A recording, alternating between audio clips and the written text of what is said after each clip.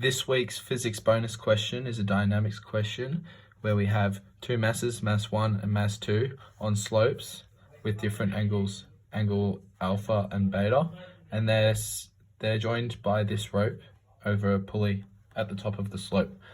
So you can split mass 1 and mass 2 into their own little force diagrams. And so the forces acting on mass 1 is the normal force, the tension force, the parallel force, and the perpendicular force. And mass 2 has the exact same forces working on it, although tension force and the parallel force are working in the opposite direction to the first mass.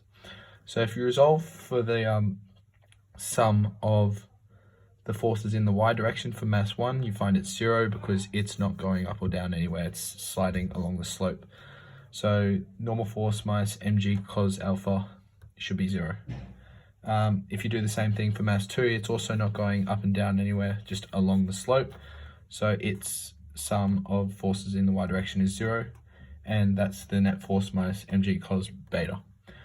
So this is where it gets a little bit more interesting.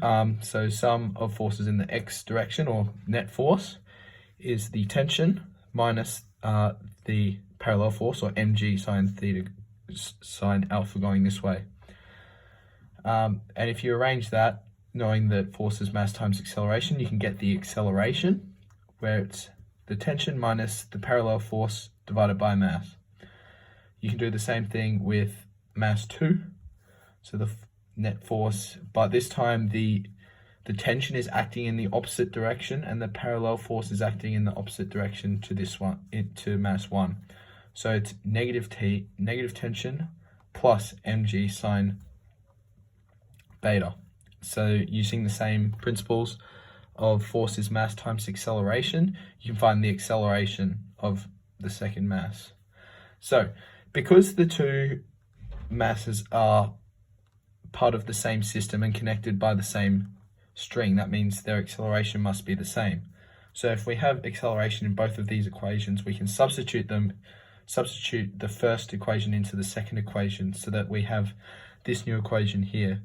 So t minus mg sine alpha on mass 1 is equal to negative t plus m2 g sine beta on m2.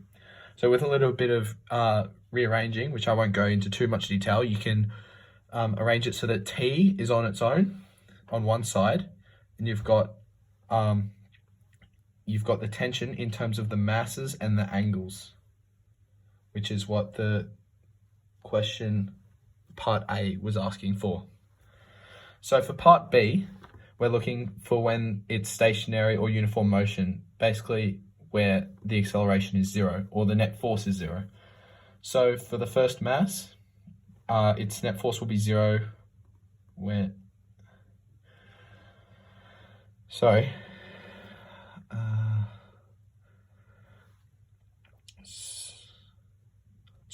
its net force, as we had here before, is tension minus m1g sine alpha. So rearrange that, bring t over the other side, you've got tension equals mg sine alpha. With mass 2, you can do the same thing. The net force is 0, as we found over here from this equation. Substituting net force is 0. You have negative t plus mg sine beta. So arrange for t again. And so now we've got two equations here where t is the subject. So you can substitute this equation number 1 into number 2. We have this new equation here. m1g sine alpha equals m2g sine beta. So we can cancel out the gravity constant in both of those. So we've got m1 sine alpha equals m2 sine beta. And if you bring the m1 over the other side, you bring the m2 over the other side and the sine alpha over the other side, you now get a ratio, or two ratios. So this shows that when the ratio of m1 and m2 is equal to the ratio of sine beta and sine alpha, there will be no net force and no acceleration, so this constant velocity will be observed, which answers part B of the question.